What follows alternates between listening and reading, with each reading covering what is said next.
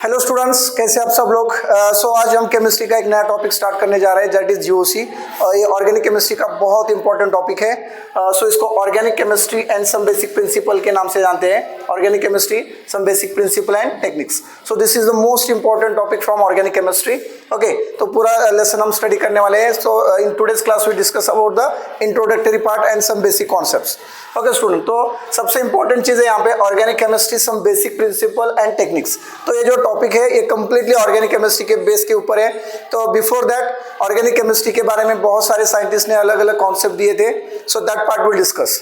Okay, history about the organic chemistry, what they know about the organic chemistry. Organic chemistry means what? Okay, so most of the scientists, they can perform the various experiment. So first of all, Wheeler theory. Okay, Friedrich Wheeler, he was the scientist. So he 1828 first time synthesis the organic compound, that is urea. Do you know students how urea is prepared? This is the first organic compounds. So Friedrich Wheeler taken the ammonium cyanide, NH4CNO. Okay, this is one of the inorganic compounds. So that inorganic compound he heated and he'll get the urea as an organic compounds. Just see, NH2 C double bond O NH2.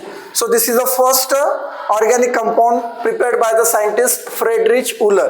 Okay, but this is happened accidentally when और जब वापस उन्होंने same experiment किया अलग अलग compound लेके, सो it is not possible. So that's why this theory also rejected. उसके बाद ये कॉन्सेप्ट भी रिजेक्ट हो गया।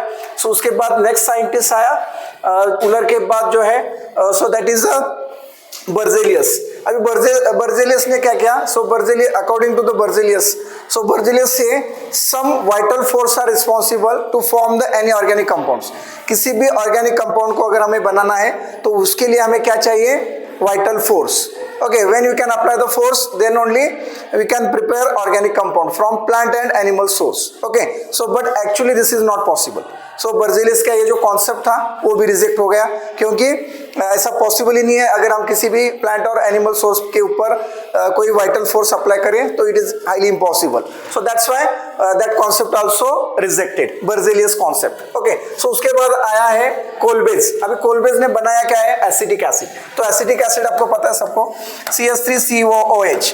तो एक्चुअली कार्बन, हाइड्रोजन और ऑक्सीजन लेके some chemical reactions they are doing and they preparing the acetic acid Kolbe's in 1845। Okay, and उसी टाइम मीथेन बनाया है बर्थलॉट ने in 1856। Berthelot is the name of the scientist. He prepare the methane, that is CH4, carbon and hydrogen CH4। Okay, so in 1856 में, सो from this all the experiment finally क्या conclusion निकला कि organic chemistry जो है ये completely based on carbon containing compounds. तो हम क्या बोलेंगे इसको? So see now here, organic compounds किसको हम बोलते हैं? Organic compounds means compound of carbon and hydrogen and their derivatives. Derivative बोले तो जो कार्बन एंड हाइड्रोजन मिला के और अगर कोई हेटेरोएटम्स आप उसमें ऐड करोगे, जैसे कि ऑक्सीजन, सल्फर, नाइट्रोजन, एनीवन, और उसके साथ वो कंपाउंड नया फॉर्म होगा, उसको उसकी डेरिवेटिव बोलेंगे। ओके, जैसे कि एनिलीन है, बेंजोइक एसिड है, नैप्थेलिन है। Okay, like this. So compound of carbon and their derivative. The study of this compound is done in separate branch of chemistry. तो अभी organic chemistry हम किसको बोलते हैं? Organic chemistry is nothing but study of carbon containing compounds. Okay, जिसमें हम carbon और hydrogen की स्टडी इन डिटेल करते हैं, उसको हम बोलेंगे ऑर्गेनिक केमिस्ट्री।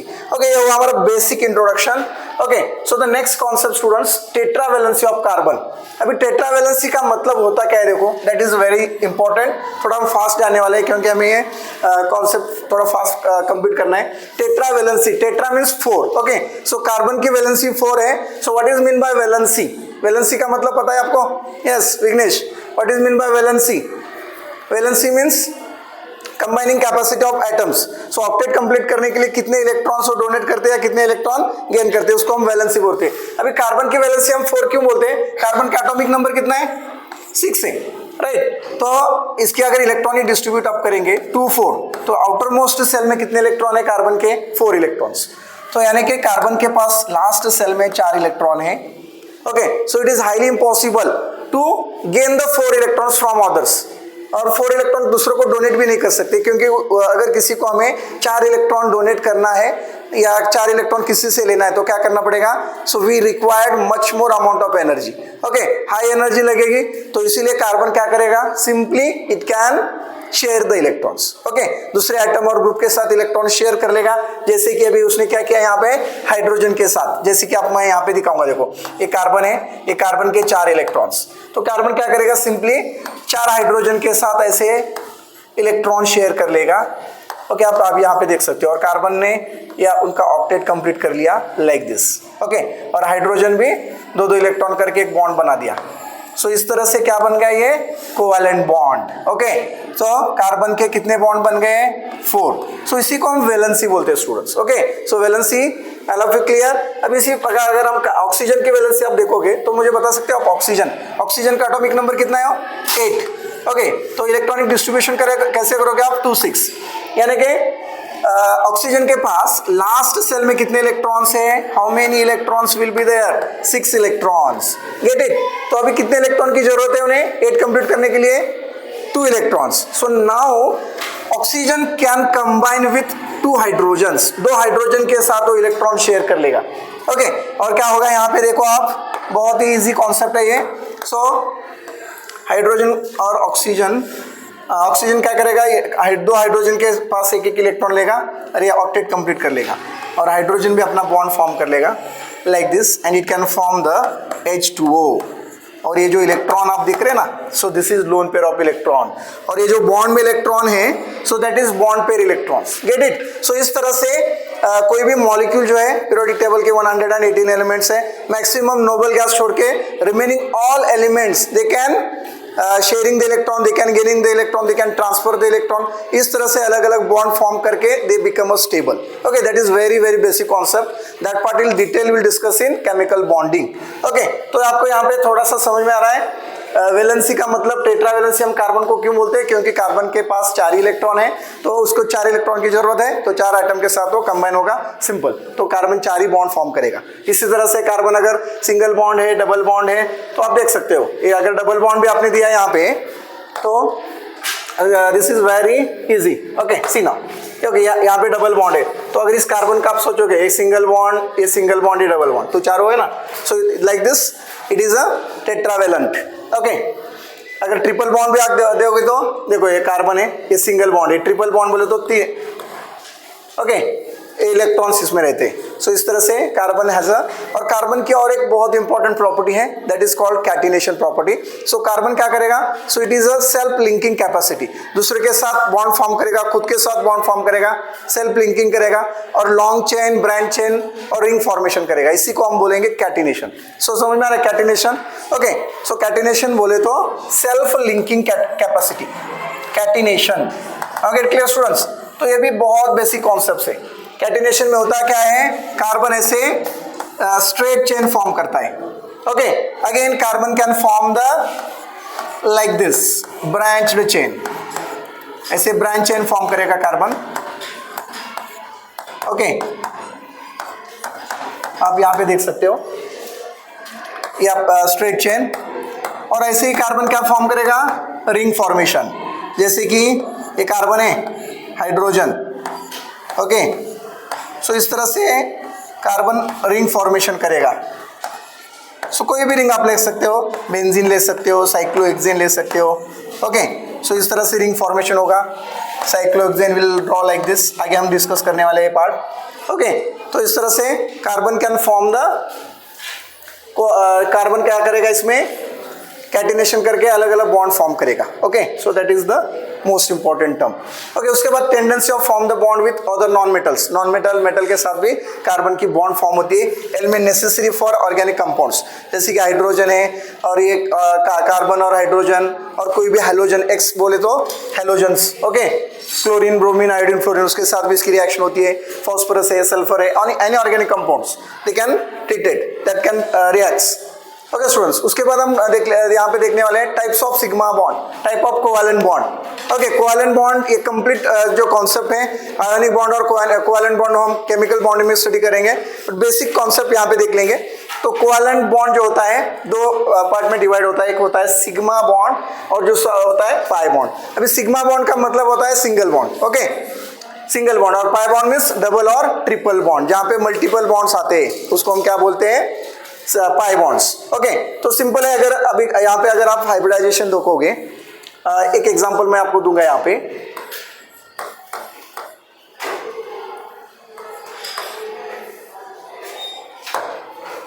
सिग्मा बॉन्ड और पाई बॉन्ड आपको यहाँ पे इजीली आप कैलकुलेट कर सकते हो। Okay students, so just tell me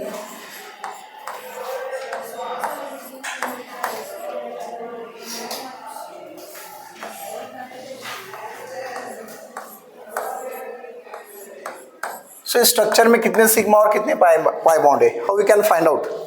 this is very simple concept.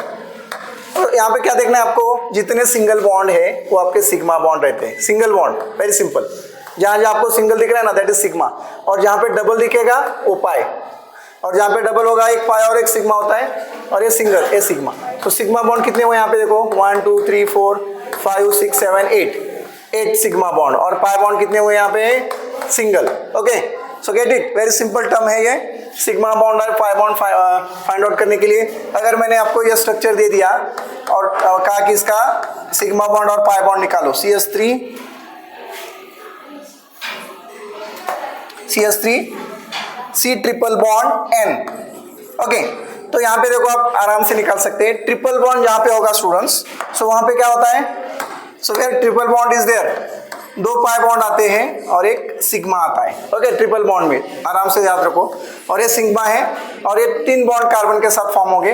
तो आप इसको हम ऐसे सिंप्लीफाई कर सकते हैं, देखो H ये कार्बन है, now it is triple bond, और ये नाइट्रोजन, ये सिग्मा बॉन्ड, ये sigma bond, sigma sigma, 2 pi bond है और एक सिग्मा। तो टोटल सिग्मा बॉन्ड कितने हुए यहाँ पे देख लो, सिंगल बॉन्ड जितने दिख रहे हैं 1 2 3 4 5 सिग्मा बॉन्ड है, और पाई बॉन्ड कितने हैं यहाँ पे, पाई बॉन्ड 2 है। तो यहाँ पे आपको एक कॉन्सेप्ट याद रखना है, जहाँ पे आपको डबल बॉन्ड दिखेगा ना, कार्बन कार्बन डबल बॉन्ड या किसी भी के साथ, तो डबल बॉन्ड बोले तो वहाँ पे एक पाई होता है और एक सिग्मा होता है, और जहाँ पे ट्रिपल बॉन्ड होता है, ट्रिपल बॉन्ड, सो वहाँ पे क्या होता है, 2 पाई बॉन्ड और एक sigma bond. This is very basic terms. So इतना अगर याद आ गया तो आराम से आप क्वेश्चन इसके ऊपर सॉल्व कर सकते हो। सो बहुत सारे क्वेश्चंस नीट और जेईई में इसके ऊपर पूछे हैं 2026 और 24 में भी।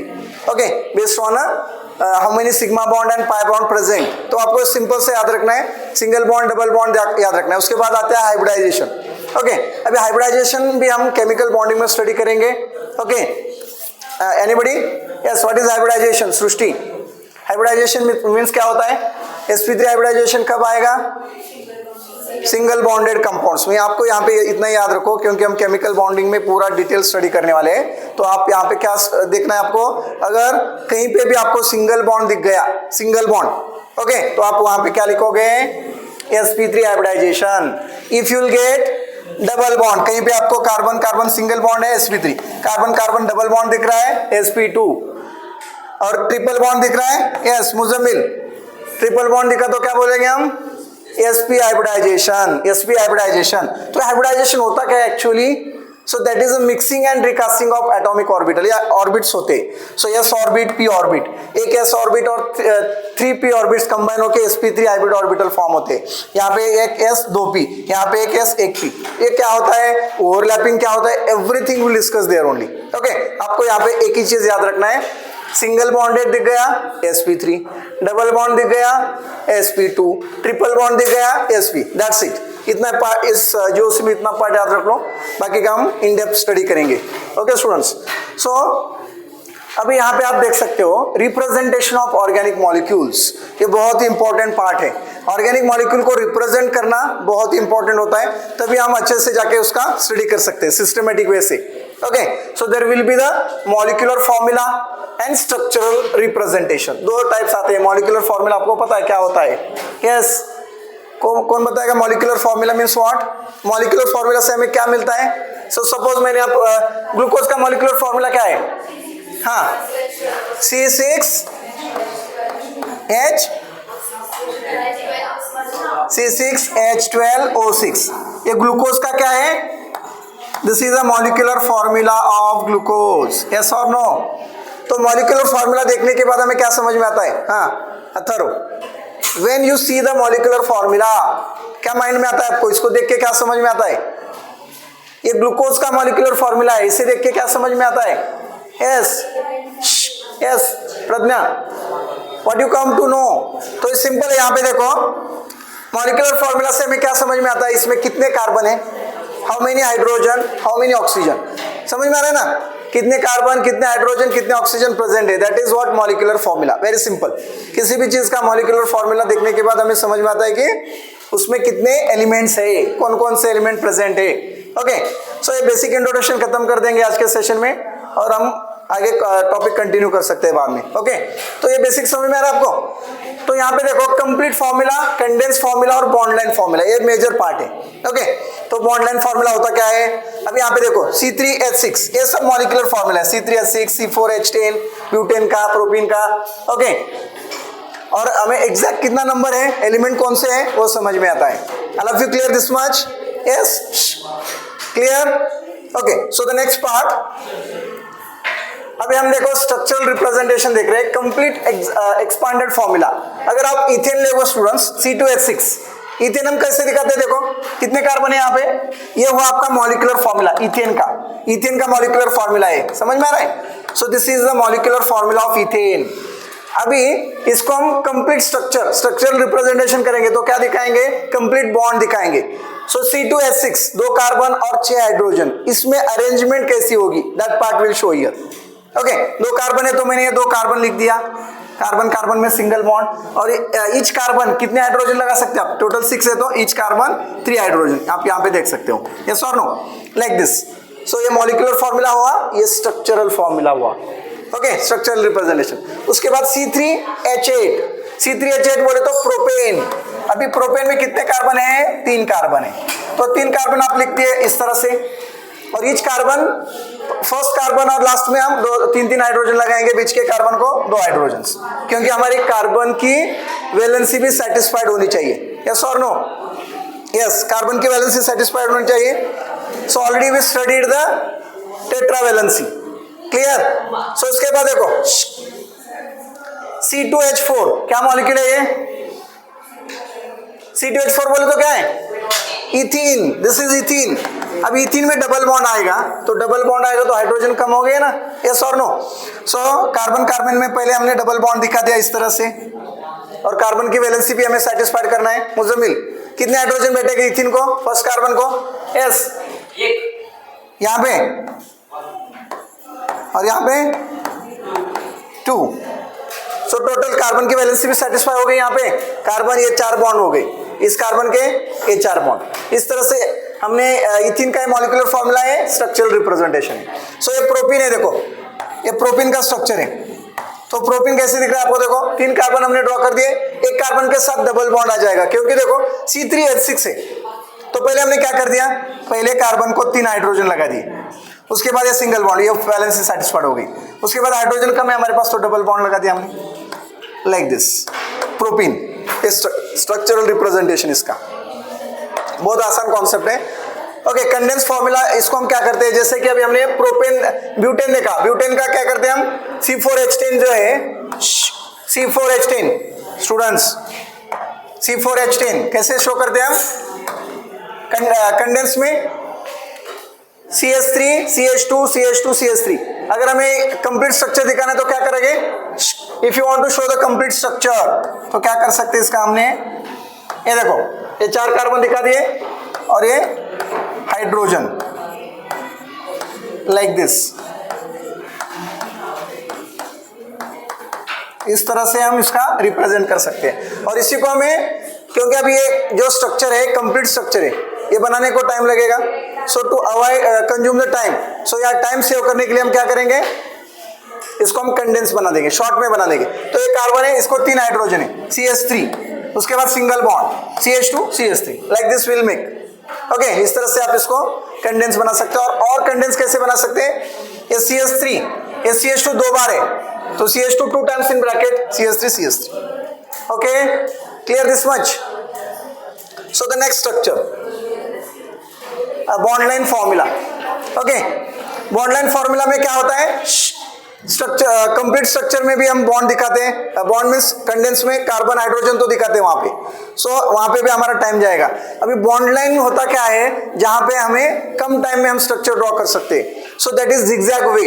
ओके, जहां पे हम कार्बन हाइड्रोजन नहीं दिखाते, सिर्फ बॉन्ड शो करते हैं। जैसे कि अभी आपको यहाँ पे दिख रहा है ऐसे इस तरह से। ओके, तो आपको ये कैसे देखना है, देखो ये जो टर्मिनल एंड होता है ना, टर्मिनल वहां पे CH3 होता है, यहाँ पे CH3 होता है। उसके बाद ये कॉर्नर है, यहाँ पे CH2 होता है। सो यहाँ पे CH2 होता है। सो यहाँ पे CH2 और यहाँ पे CH3। टोटल कितने कार्बन है? 1 2 3 4 5 पेंटेन। तो इस पेंटेन को हम जिगजैग वे से दिखा सकते हैं। ये ठीक। अगर आपको हेक्सेन दिखाना है बॉन्ड लाइन में तो क्या करोगे? ये देखो 1 2 3 4 5 6। तो आपको यहाँ पे याद क्या रखना है? टर्मिनल एंड जो रहता है तो CH3 होता है हमेशा, यहाँ पे भी लास्ट में CH3। और ये जो कॉर्नर्स होते हैं ना CH2, remember CH3 CH2 CH2 CH2 CH2 CH3। Okay, तो यहाँ पे हमने क्या ड्रॉ किया देखो, तो यहाँ पे बॉन्ड है CH2Cl, Cl लगा दिया 1 2 3 4। सो 1 chloro 3 methyl butane, bond line structure. Okay, ऐसे आप बहुत सारे, अगर मैंने आपको बताया कि आपको ड्रॉ करना है 2 मिथाइल हेक्सेन, कैसे ड्रॉ करोगे 2 मिथाइल हेक्सेन? अभी देखो पहले हेक्सेन ड्रॉ कर लो 1 2 3 4 5 6 और सेकेंड कार्बन को एक लाइन दे दो। यस, तो ये क्या होता है? टर्मिनल बोले तो CH3 होता है। अगर मैंने आपको बोला कि ड्रॉ करो 2,3 डाइक्लोरो ऑक्टेन, पहले क्या करना है? क्या बोला मैंने? 2,3 डाइक्लोरो ऑक्टेन। कैसे ड्रॉ करोगे? Yes, how we can draw 2,3 dichloro octane? तो सिंपल आपको क्या करना है, पहले ऑक्टेन निकाल दो। देखो 1 2 3 4 5 6 7, ये ऑक्टेन हो गया। उसके बाद नंबरिंग देना है आपको। ये फर्स्ट कार्बन है, first second third fourth fifth 6 7 8। Second और थर्ड को, सेकेंड कार्बन है यहाँ पे आपको एक Cl ज्वाइन करना है, थर्ड को एक Cl ज्वाइन करना है, बस 2,3 डाइक्लोरो हेक्सेन। समझ में आ रहा है? ये वो हमारा बॉन्ड लाइन स्ट्रक्चर्स, बहुत सारे एग्जांपल है आप देख सकते हैं वहां पे। Okay students, so next class will discuss the next concepts. Okay, so take a screenshot of this, we'll continue in the next class.